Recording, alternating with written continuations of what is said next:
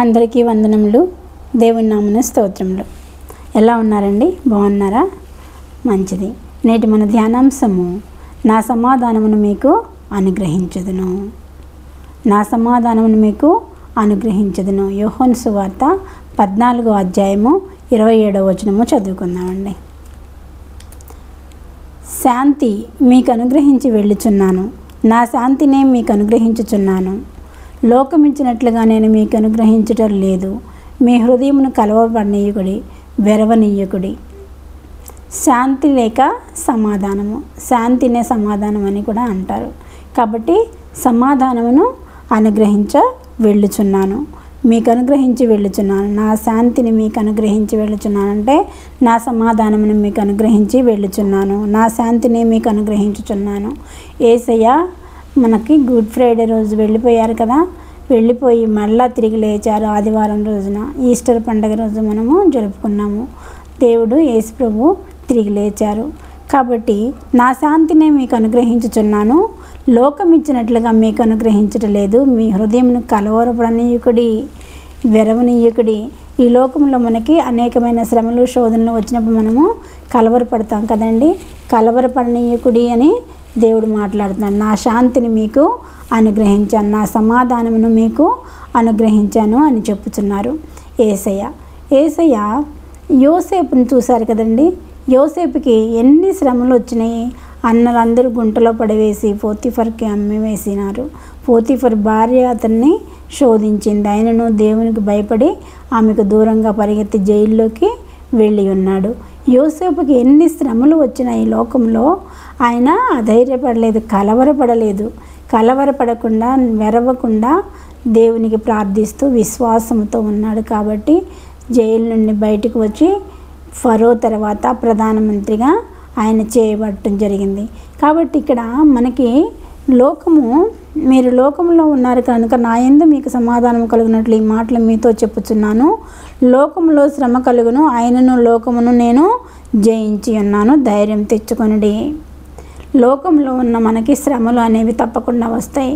ప్రభువైన యేసు లోకంలో ఉన్నప్పుడు అనేకమైన శ్రమలు వచ్చినాయి. వాటన్నింటినీ ఆయన జయించాడు. కాబట్టి నేను జయించాను, కాబట్టి మీరు ధైర్యం తెచ్చుకోండి అని చెప్పుతున్నారు యేసయ్య.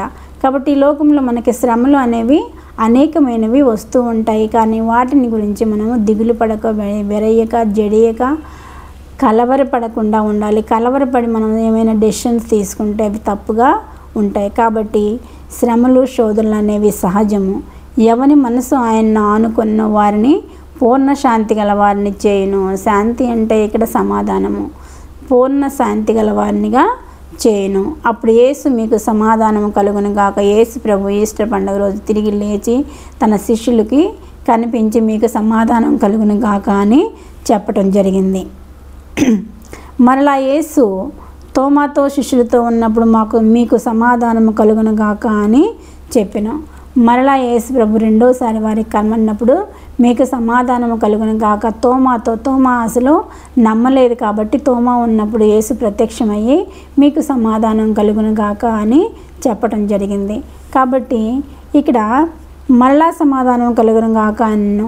ఎవరంటే శిష్యులు, 11 మంది శిష్యులు, వారితో ఉన్న అందరూ కలిసి ఒక రూమ్లో ఉండి యేసయ్య గురించి మాట్లాడుకుంటూ ఉంటారు. మనతో కలిసి వచ్చినది యేసయ్యే కదా, ఆయన మాట్లాడినప్పుడు, ఆయన రొట్టె విరిచి ఇచ్చినప్పుడు మన హృదయంలో మండలేదా అని మాట్లాడుకుంటూ ఉన్న సమయంలో యేసు ప్రభు ప్రత్యక్షమవుతారు. ప్రత్యక్షమయ్యి మీకు సమాధానము కలుగును గాక అని అంటారు.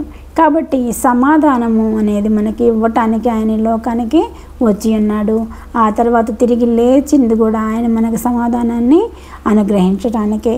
కాబట్టి సమాధానము అనేది మనకి ఎవరు ఈ లోకంలో ఇవ్వలేరండి. ఈ లోకంలో ఉన్న శ్రమల్లో, శోధనలో మనము ఎవరి ముందు ఏడ్చినా ఎవరు కూడా మనకి సమాధానం ఇవ్వలేరు. కానీ యేసయ్య సన్నిధిలో కన్నీరు కార్చి నీ శ్రమలు ఏంటో, నీ వేదనలు ఏంటో యేసయ్యకి చెప్పుకున్నట్లయితే యేసయ్య నీకు సమాధానము కలుగు చేస్తాడు. భయపడకము, కలవరపడకము అంటున్నాడు. ఈ లోకంలో శ్రమలు అనేవి సహజం.